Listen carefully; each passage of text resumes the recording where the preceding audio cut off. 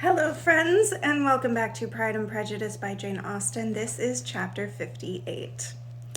Instead of receiving any such letter of excuse from his friend, as Elizabeth half expected Mr. Bingley to do, he was able to bring Darcy with him to Longbourn before many days had passed after Lady Catherine's visit. The gentleman arrived early, and before Mrs. Bennet had time to tell him of their having seen his aunt, of which her daughter sat in momentary dread, Bingley, who wanted to be alone with Jane, proposed their all walking out. It was agreed to. Mrs. Bennet was not in the habit of walking. Mary could never spare time, but the remaining five set off together. Bingley and Jane, however, soon allowed the others to outstrip them. They lagged behind while Elizabeth, Kitty, and Darcy were to entertain each other.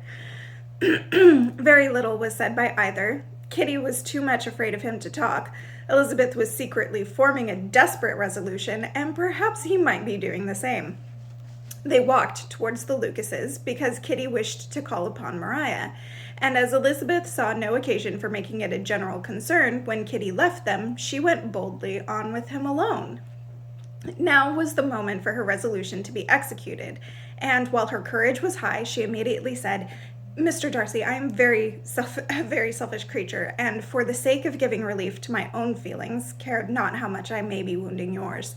I can no longer help thanking you for your unexampled kindness to my poor sister. Ever since I have known it, I have been most anxious to acknowledge to you how gratefully I feel it. Were it known to the rest of my family, I should not have merely my own gratitude to express." "I am sorry, exceedingly sorry," replied Darcy in a tone of surprise and emotion, "that you have ever been informed of what may, in a mistaken light, have given you uneasiness. I did not think Mrs. Gardiner was so little to be trusted. You must not blame my aunt. Lydia's thoughtlessness first betrayed to me that you had been concerned in the matter, and, of course, I could not rest till I knew the particulars.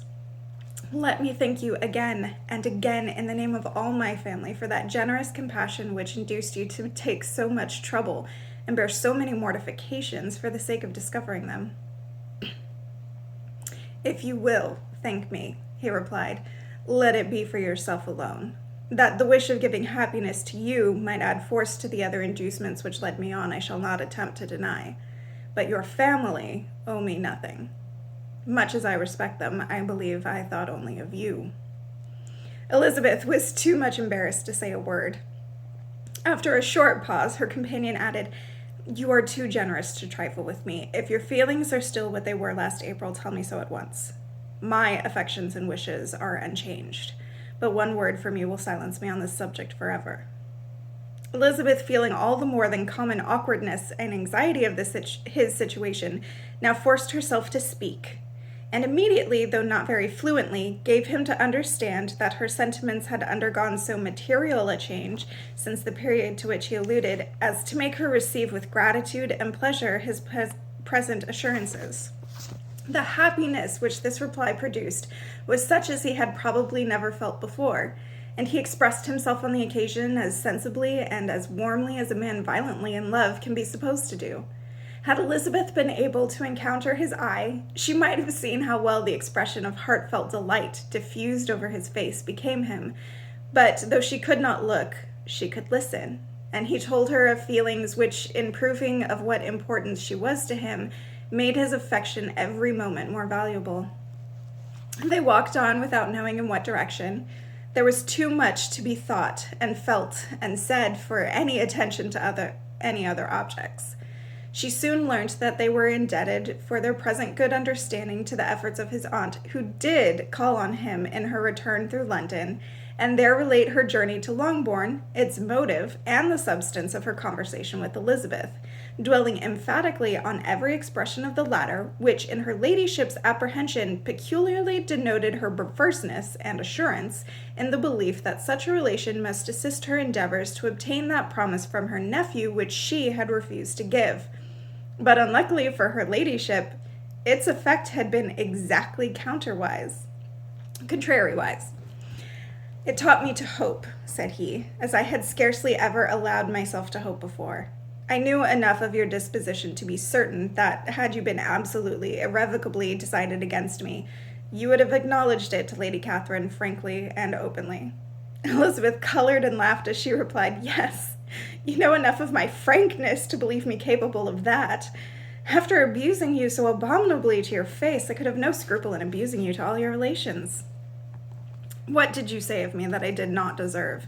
For though your accusations were ill-founded, formed on mistaken premises, my behavior to you at the time had merited the severest reproof. It was unpardonable. I cannot think of it without abhorrence. We will not quarrel for the greater share of blame annexed to that evening," said Elizabeth. "The conduct of neither, if strictly examined, will be irreproachable.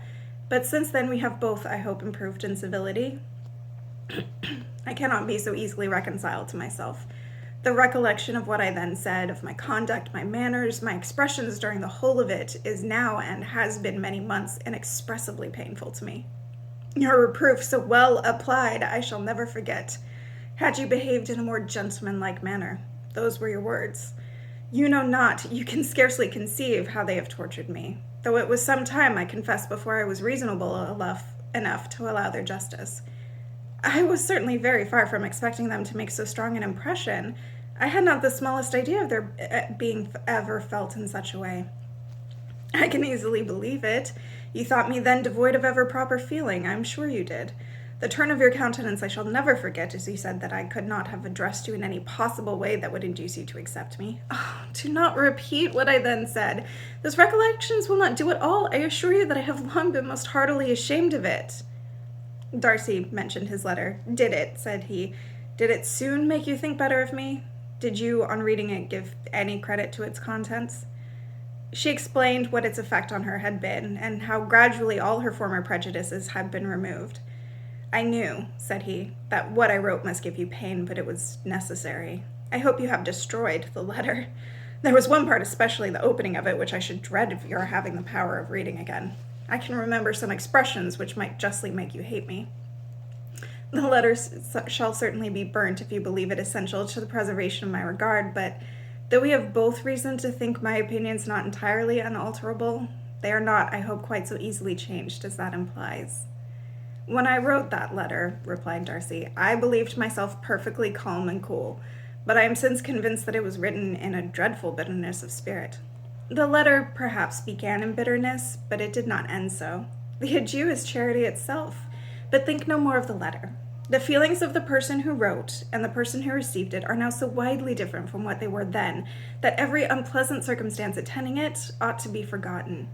You must learn some of my philosophy. Think only of the past, as its remembrance gives you pleasure." "I cannot give you credit for any philosophy of the kind. Your retrospections must be so totally void of reproach, that the content arising from them is not of philosophy, but what is much better, of ignorance. But with me it is not so. Painful recollections will intrude, which ought not to be repelled. I have been a selfish being all my life, in practice, though not in principle. As a child I was taught what was right, but I was not taught to correct my temper. I was given good principles, but left to follow them in pride and conceit.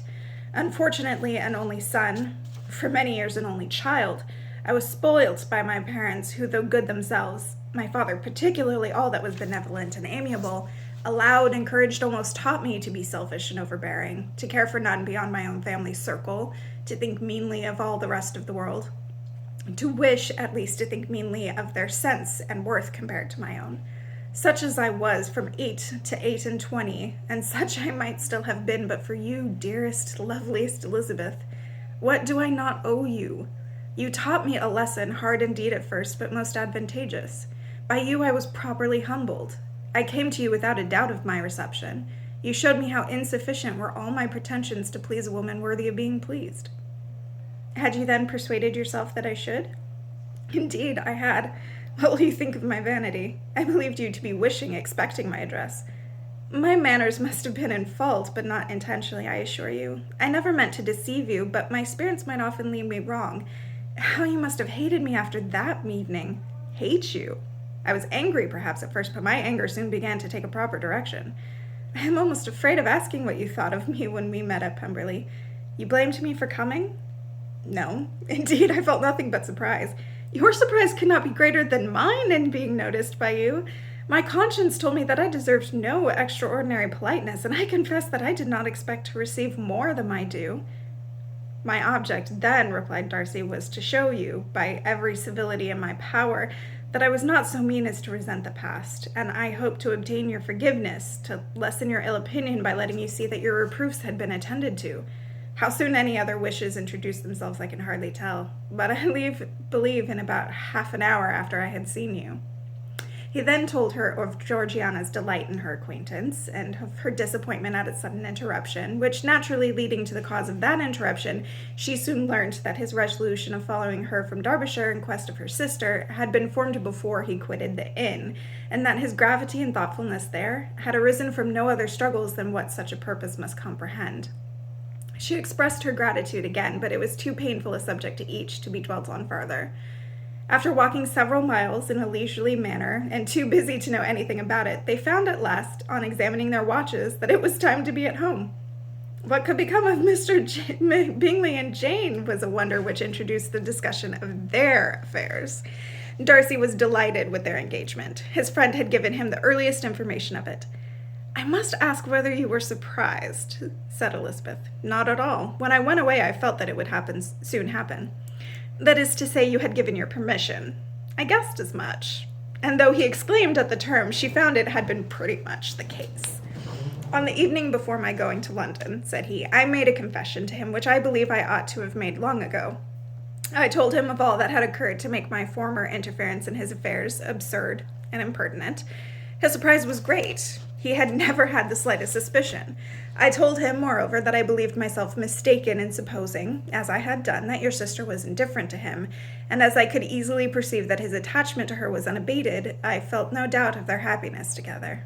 Elizabeth could not help smiling at his easy manner of directing his friend. "Did you speak from your own observation," said she, "when you told him that my sister loved him, or merely from my information last spring?" "From the former. I had narrowly observed her during those 2 visits which I had lately made her here, and I was convinced of her affection." "And your assurance of it, I suppose, carried immediate conviction to him?" "It did. Bingley is most unaffectedly modest. His diffidence had prevented his depending on his own judgment in so anxious a case, but his reliance on mine made everything easy. I was obliged to confess one thing which for a time, and not unjustly, offended him. I could not allow myself to conceal that your sister had been in town 3 months last winter, that I had known it and purposely kept it from him. He was angry, but his anger, I am persuaded, lasted no longer than he remained in any doubt of your sister's sentiments. He has heartily forgiven me now." Elizabeth longed to observe that Mr. Bingley had been a most delightful friend, so easily guided that his worth was invaluable, but she checked herself. She remembered that he had yet to learn to be laughed at, and it was rather too early to begin. In anticipating the happiness of Bingley, which of course was to be inferior only to his own, he continued the conversation till they reached the house. In the hall, they parted. All right. A relationship officially started with the airing of all of the things. Gratitude has been shown, truth has been revealed, emotions have been revealed. Yay! I'll see you next time.